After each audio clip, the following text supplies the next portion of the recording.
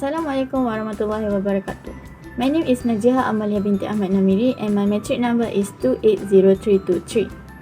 So I will present the introduction for our group topic, which is the Islamic interbank money market instrument challenge operates in dual banking system. The first term for this topic is Islamic money market.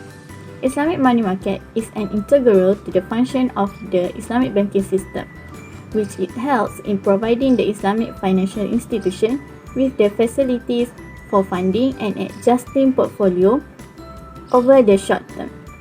It also serving as a channel for the transmission of monetary policy. In January 1994, Islamic Interbank Money Market (IIMM) was introduced as a short-term intermediary to provide a ready source of short-term investment outlets based on Sharia compliance. Dual banking system. The dual banking system in Malaysia, where Islamic and conventional banks are operate side by side. Now, I will continue with modus operandi or mechanism used in Islamic interbank money market instruments. Firstly, Cagamas Mudarabah Bond, or called as SMC. The Cagamas Mudarabah Bond is an illustration of a sukuk mudarabah which was first issued on 1 March 1994 by Cagamas Berhad to support the securing of Islamic housing obligations from financial organizations that offer Islamic home financing to the general public. The SMC Mudarabah Bond is designed on the Mudarabah idea in which bondholders and Cagamas split earnings according to agreed open profit sharing percentage. This figure shows the process of Cagamas Mudarabah Bond. The procedure begins when the approved seller such as Bank Islam Malaysia Berhad (BIMB) provides financing to customers, and the customers will pay the financing amount to the bank via installment payment. Later, BIMB will sell the Islamic housing debt to Cagamas Berhad. After that, Cagamas pays cash to BIMB. Then, Cagamas will issue CMB to sukuk holders to invest in CMB. During the post-sale periods, Cagamas will appoint BIMB as the servicer. Then, Cagamas remits the installments from BIMB and the coupons will distribute to the investor. Secondly is Sukuk Bank Negara Malaysia Ijarah, or called as SBNMI. Sukuk Bank Negara Malaysia Ijarah (SBNMI) is based on the popular in the Middle East Al-Ijarah or sale and leaseback idea. This facility was launched on 16 February 2006 with an Rm 400 million issue size. So this figure shows the construction of SBNMI. BNM Sukuk Berhad has formed a special purpose vehicle SPV to issue the Sukuk Ijarah. The proceeds of the offerings, which is cash flows from investors, will be utilized to purchase BNM's asset. Following that, the assets will be leased to BNM for a rental payment which will be given to investors on a semi-annual basis as a return. Then, BNM Sukuk Berhad will sell the assets back to BNM at a preset price when the Sukuk Ijarah matures and the rental tenure ends. Like every financial market or product, a money market has its risks. Previous research has identified 4 basic risk categories in the conventional money market. The 4 forms of risk are counterparty risk, liquidity risk, interest rate risk, and regulatory risk. The first one is counterparty risk. Counterparty risk is the risk of the opposing party fail to meet their contractual obligation like investment, trade, or selling activity. For instance, if a customer order a retail good online and has it delivered to their place, the customer and the retailer, as well as the customer and the delivery provider, are all counterparties. The next one is liquidity risk. Liquidity risk is threaten a bank's financial position or survival if it fails to pay its debt. Asset liability management aids financial organizations in reducing their liquidity risk. For example, when a company's asset exceed its debt but can quickly turn them into cash, it can pay debt since it doesn't have enough current asset. For the interest rate risk, it refers to the potential of investment returns based on changes in interest rates. If interest rates go up, stocks or other investment prices will fall. A bond's duration related to how much its price fluctuates as interest rates fluctuate. Consider the case of a trader who bought on 2,500 6-year bonds with 4% coupon. Following that, interest rates will rise to 5%. Trader will find difficulty selling the bond if the new bond offer with increased returns come to the market. The last form of risk is regulatory risk, which is possibilities that laws and restrictions will change that will harm a company or investment by impacting that company, industry or market. If new rules or taxes are enacted, your goods or your services might be less competitive. By the way, the most crucial risks are generally liquidity or interest rate risks. The report suggests that the Malaysian Islamic banking sector has significant interest rate exposure based on the correlation between Islamic bank interest rate and conventional banks' 3-month interest rate. Deposit creation was likewise closely correlated between the two banking sectors. If interest rates were to fluctuate, there would be no net withdrawal from Islamic banks because of the free flow of assets and their sizable non-Islamic client base. As the consequence, they were not only rated identical but were also closely linked throughout both banking sectors. There is a significant interest rate risk when Islamic interbank money market and Islamic bank cooperating in a dual banking market set interest rate depending on past deposit. One of the challenges that Islamic banks face is the confrontation in the dual banking system, where conventional banks control and set the pace for the industry development. In this context, Islamic banks are more Sharia compliant than Sharia based. This is because they follow traditional bank procedure rather than creating new Sharia compliant methods. Malaysian Islamic banks benefit from the government's strong backing through Bank Negara Malaysia. In terms of liquidity management, for example, the founding of the International Islamic Liquidity Management Corporation based in Malaysia was a watershed moment. Islamic Liquidity Management Corporation goals is to make cross-border liquidity management easier for organizations that provide Islamic financial services. Its goal to provide a variety of Sharia-compliant instruments for commercial transactions available to meet the liquidity needs of member organizations.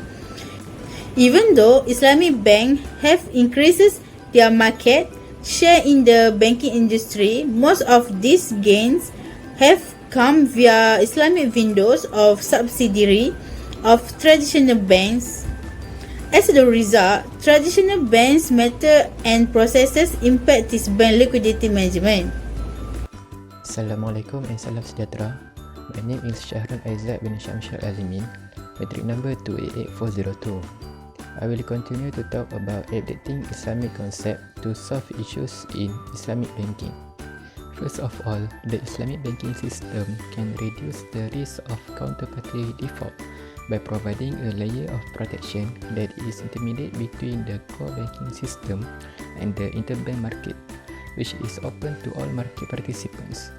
The layer of protection is called Sharia Supervision Council, a group of Islamic scholars responsible for supervising and regulating the financial system.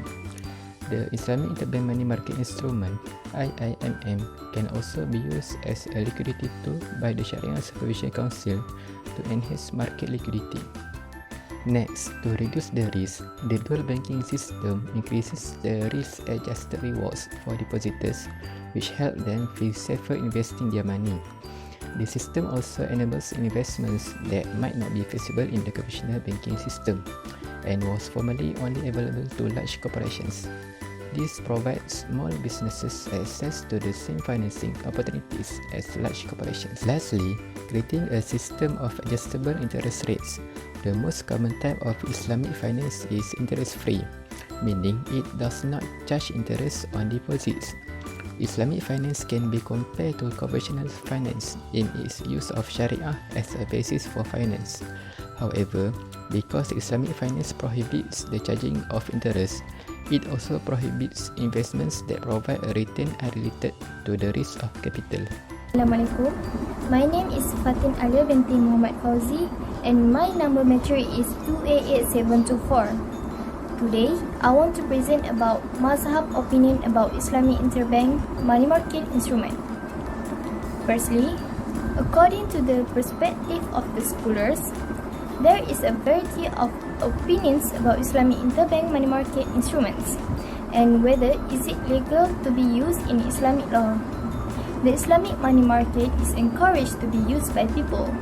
In the Islamic money market, the bank retains ownership of the assets and takes the risk and retain as the assets owner.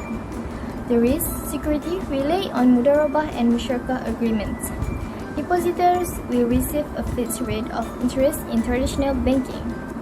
Profits made by the bank for the month are allocated according to predetermined age in Islamic banking.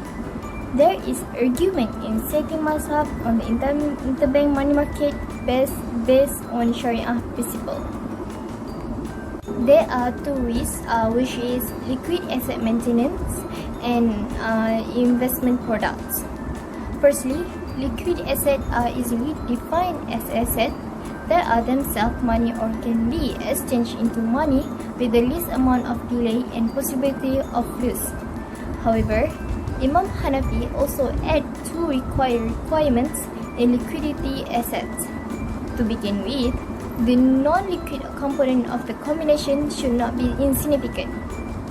Secondly, the price of a combination of liquid and non-liquid assets should be higher than the price of the liquid asset themselves. Moreover, for investment product, which is financial instruments sold to investors that are based on the investment of an underlying security or group of securities with the expectation of a positive return.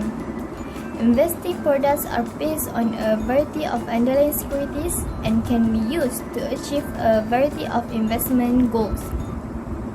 Surplus money can be invested in a variety of Sharia-compliant Islamic instruments, such as mudarabah, buy al-dain, and buy al-inah through the Islamic money market. Furthermore, many investors use the Islamic money market as a bridge between cash and bank deposits, as it offers a better rate of return. Many fuqaha and scholars in the Middle East do not accept the buy al-inah concept.